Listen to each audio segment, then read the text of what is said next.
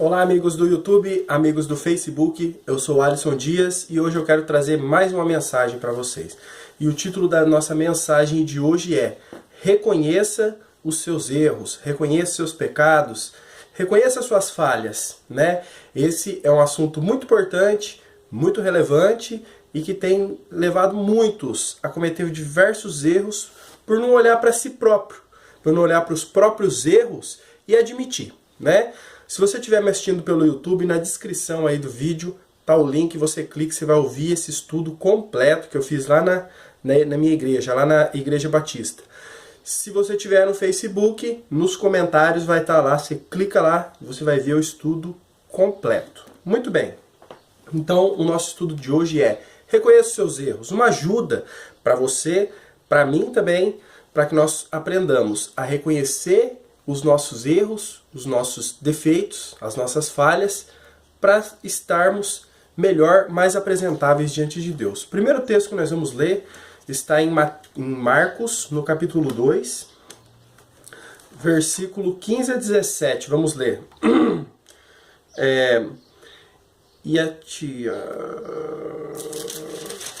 Marcos 2, 15 a 17 diz assim, ó: E aconteceu que, estando sentado à mesa em casa deste, também estavam sentados à mesa com Jesus e seus discípulos muitos publicanos e pecadores, porque eram muitos e o tinham seguido, e os escribas e fariseus, vendo-o comer com os publicanos e pecadores, disseram aos seus discípulos: Por que come e bebe ele com os publicanos e pecadores?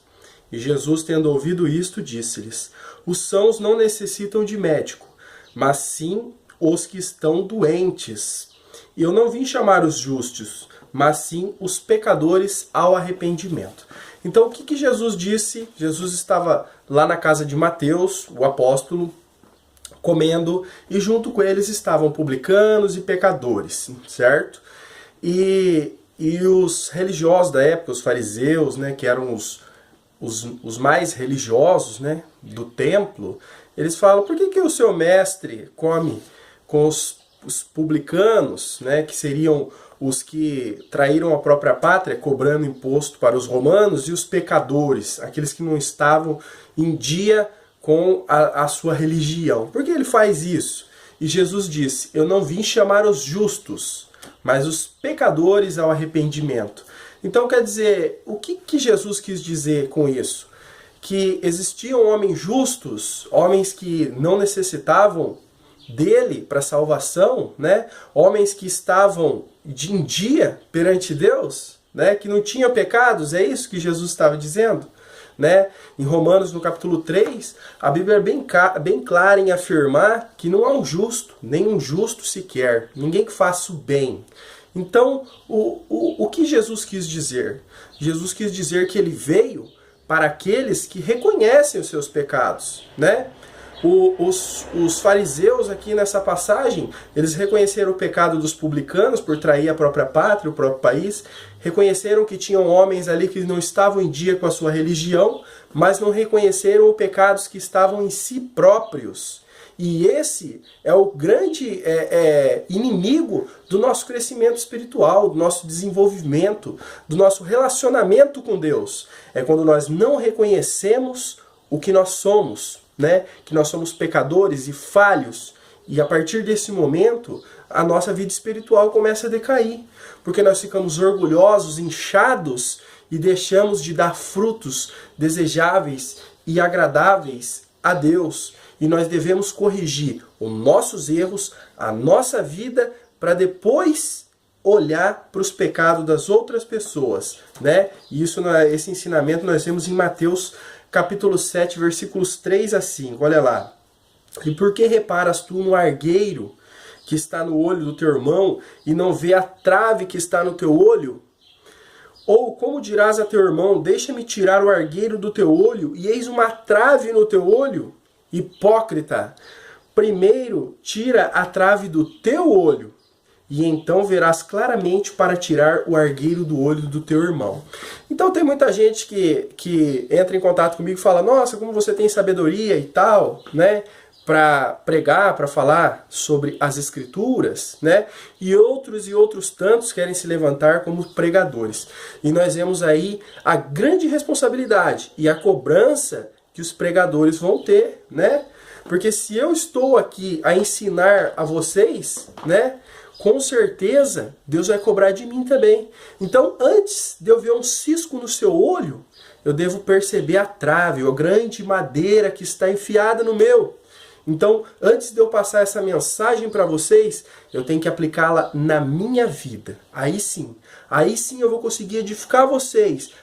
Aí sim eu vou conseguir edificar a mim próprio. Então, você que está me ouvindo, reconheça seus erros. Antes de olhar os erros dos seus irmãos, das pessoas, olhe para os seus próprios erros, corrija-os e aí sim você vai ser um bom pregador. Aí sim você vai poder pregar e ajudar o seu irmão. Então a mensagem é essa. Reconheça seus erros. Olhe para dentro de você mesmo. Veja o quanto você tem pecado. Isso vai fazer bem para a sua vida espiritual. Vai fazer bem para o seu relacionamento com Deus. Você vai crescer e você vai ser uma bênção aos que estão ao seu redor. Arrependimento e reconhecimento, né?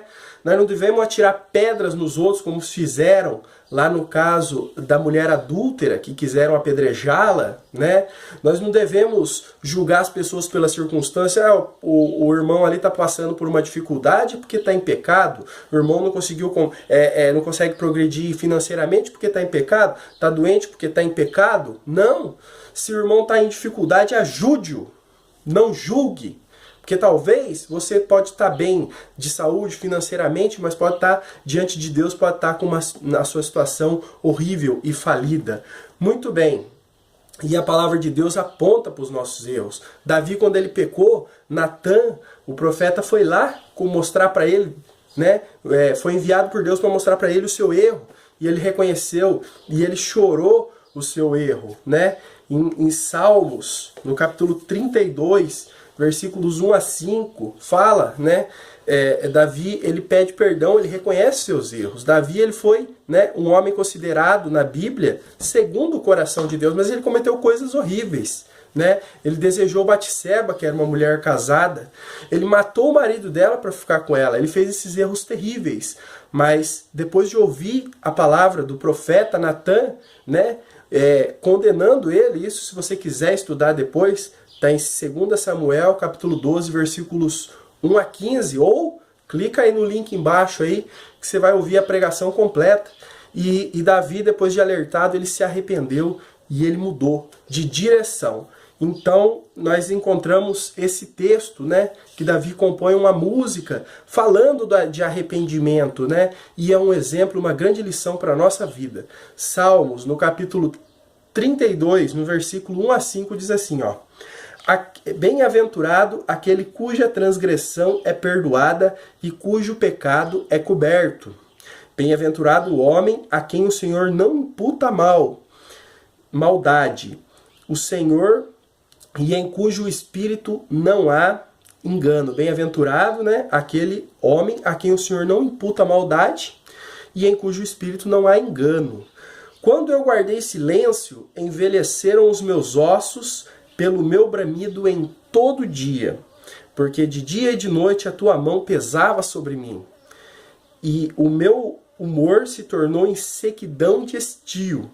Confessei-te o meu pecado e a minha maldade não encobri. Dizia eu, confessarei ao Senhor as minhas transgressões e tu perdoaste a maldade do meu pecado. E nós vemos aqui que Davi, enquanto ele não reconhecia seu pecado, enquanto ele continuava fazendo a sua trama para conseguir ficar com Batseba, ele sofria, ele tinha depressão, saúde dele debilitada e todo o mal lhe acontecia quando ele não reconhecia. Mas quando ele reconheceu os seus erros, os seus pecados, ele teve um alívio no seu coração, a sua espiritualidade voltou a fluir e ele voltou a ser bem-aventurado e abençoado, e o pecado dele foi encoberto, ou seja, o pecado dele foi esquecido, o pecado dele foi perdoado, porque ele reconheceu. Então essa é a mensagem de hoje. Eu peço para você que compartilhe com todos os seus amigos.